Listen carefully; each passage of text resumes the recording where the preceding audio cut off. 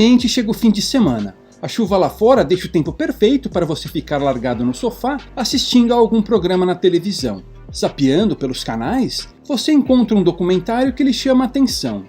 Quase hipnotizado, você observa as imagens dramáticas de florestas sendo derrubadas, savanas pegando fogo, peixes agonizando em rios poluídos, baleias recém-capturadas sendo retalhadas em baleeiros, caçadores exibindo cabeças de leões como troféus, chifres sendo retirados de rinocerontes, entre outras cenas igualmente impactantes. Minha nossa, como isso é possível? Você se pergunta.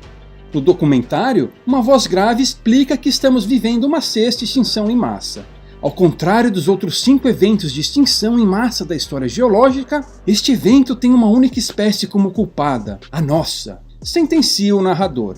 Não por acaso, esta época vem sendo chamada pelos cientistas de Antropoceno. Nesta única hora em que você ficou assistindo a este documentário, 3 espécies foram extintas. Extinção é para sempre. Até quando deixaremos isto acontecer? Com a tela escurecendo e uma música triste sendo tocada, o documentário termina, deixando com sua consciência pesada. Essa angústia que você sente ao assistir a documentários desse tipo não é exclusividade sua.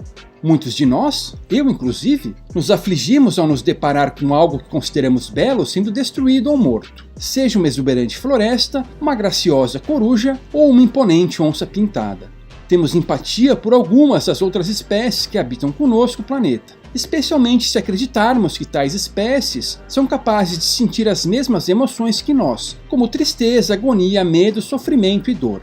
Não há nenhum problema nisso. Ao contrário, essa empatia faz parte daquilo que nos torna humanos. Entretanto, precisamos ter cuidado para que essa emoção não seja usada para nos manipular. Em relação à extinção de espécies, aqueles que dizem que a taxa atual é comparável apenas aos 5 períodos de extinção em massa pelos quais a Terra passou. O último foi no Cretáceo-Paleogeno, há 65 milhões de anos, quando 3/4 das espécies desapareceram. Daí alguns chamarem esta época em que vivemos de Antropoceno e considerarem que nossa espécie é responsável por este 6º período de extinção em massa. Especialmente no final dos anos 1970 é que essa ideia ganhou força.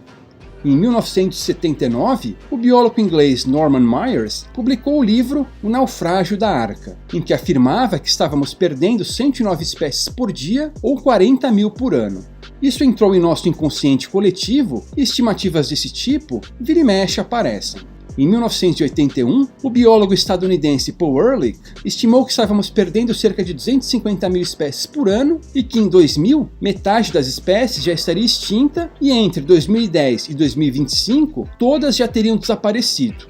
Ou seja, segundo sua previsão, no momento em que você está assistindo a este vídeo, deveríamos estar vivendo em uma distopia como aquela descrita em Blade Runner. Ainda hoje, estimativas alarmistas desse tipo são publicadas. Por exemplo, em 2017, o mesmo Paul Ehrlich, junto com outros 2 colegas, Gerardo Ceballos e Rodolfo Dirso, publicaram um artigo segundo o qual estamos presenciando uma aniquilação biológica devido à perda de bilhões de populações de vertebrados, que representa um assalto assustador aos alicerces da civilização humana. Em 2019, um relatório sobre diversidade biológica de um órgão da Unesco afirmou que a natureza está se deteriorando a uma velocidade jamais vista e que a taxa de extinção de espécies está se acelerando.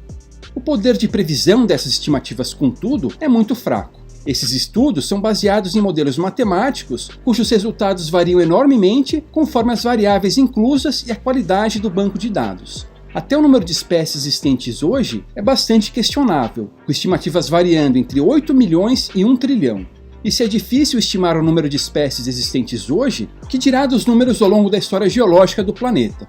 Também há o viés ideológico que muitas vezes motiva estudos do tipo. Previsões alarmistas causam um alvoroço bem maior e têm muito mais chances de serem publicadas. Há pesquisadores mais céticos, como o ambientalista dinamarquês Bjorn Lomborg, segundo o qual um número mais realista seria de 0,7% das espécies extintas nos próximos 50 anos. Eles ressaltam que o desaparecimento de espécies faz parte do processo evolutivo. A extinção é a etapa final para todas as espécies, assim como a morte o é para todos os indivíduos. Por sinal, 99,9% das espécies que existiram na Terra já desapareceram. Não obstante, dizem, nunca houve tantas espécies quanto agora. E apesar de todo o barulho, nos últimos 400 anos, há apenas cerca de 800 espécies cujo desaparecimento foi documentado. Embora do ponto de vista científico essa discussão seja pertinente, do ponto de vista ético, os números de espécies existentes e extintas não importam. Quaisquer que sejam esses números, nada justifica a agressão. Ninguém pode usar uma suposta taxa de extinção elevada para pedir que políticos interfiram agressivamente nas trocas voluntárias dos cidadãos. Logo, qualquer proposta para a conservação da biodiversidade deve respeitar nosso direito natural à propriedade privada.